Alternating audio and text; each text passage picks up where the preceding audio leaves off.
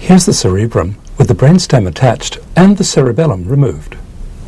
The functions of the cerebrum include the senses of vision, hearing, smell, touch, and spatial perception, and also speech and language, memory, thought, and voluntary action. The cerebrum is formed mainly by the two cerebral hemispheres. These are separated in the midline by the falx, which occupies this longitudinal cerebral fissure. Though they look hemispherical from in front, the shape of each cerebral hemisphere is more complex when seen from the side. In front, this part, the frontal lobe, occupies the anterior cranial fossa. This part below, the temporal lobe, occupies the middle cranial fossa.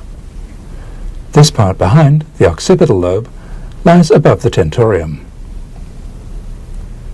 The two cerebral hemispheres are connected across the midline by the corpus callosum, which runs all the way from here in front to here behind. The two cerebral hemispheres are connected below by the two cerebral peduncles, converging on the brainstem. They're also connected by the structures of this area, the floor of the third ventricle.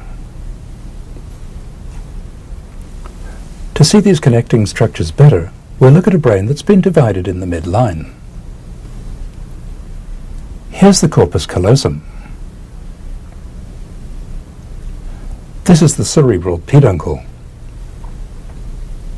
The third ventricle is here. Here's the third ventricle in the model. It's quite narrow from side to side. This is the floor of the third ventricle. The surface of each cerebral hemisphere is richly folded. Each inward fold, or sulcus, and each outward fold, or gyrus, has a name. But here we'll name only two, the central and the lateral sulci. This is the lateral sulcus. It's very deep. It extends all the way round to here on the underside. Here's the medial end of the lateral sulcus in the intact brain.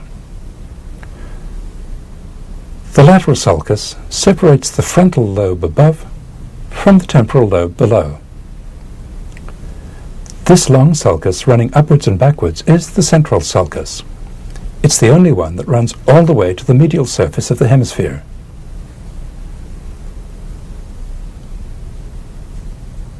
The cerebral hemisphere is described as consisting of four lobes: the frontal, temporal, and occipital lobes that we've mentioned already, and the parietal lobe. Between the frontal lobe and its neighbors, the central and lateral sulci form natural boundaries. The other boundaries are somewhat arbitrary. Here are the four lobes on the medial surface: frontal, parietal, occipital, and temporal. The sloping underside of the occipital lobe conforms to the upward slope of the tentorium.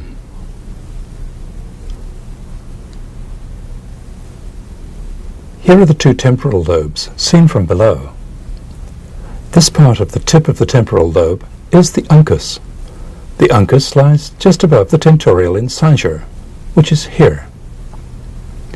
Here on the underside of the frontal lobe is the olfactory tract. It ends in the olfactory bulb, from which the fibers of the first cranial nerve, the olfactory nerve, emerge.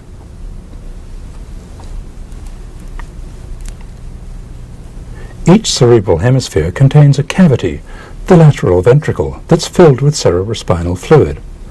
The lateral ventricle has an anterior horn, a body, a posterior horn, and an inferior horn. The anterior horn is in the frontal lobe, the body is in the parietal lobe, the posterior horn is in the occipital lobe, and the inferior horn curls downward and forward into the temporal lobe. To see where the lateral ventricle communicates with the third ventricle, we'll go round to a medial view.